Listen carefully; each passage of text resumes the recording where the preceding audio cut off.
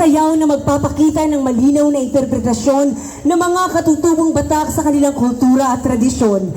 Isang sayaw na magbibigay pugay sa kanilang nakasanayang pamumuhay. Isang sayaw na magbubukas sa isipan at diwa ng bawat isa sa katotohanang naisisigaw ng aming bayan. Mga Ginoo at Ginang, mga minamahal naming Palawenyo, narito na ang tribong naayon sa pagdiriwang ng Baragatan sa taong kasalukuyan, ang tribong Batak ng Palawan na bibigyang buhay at pagpupugay ng tribo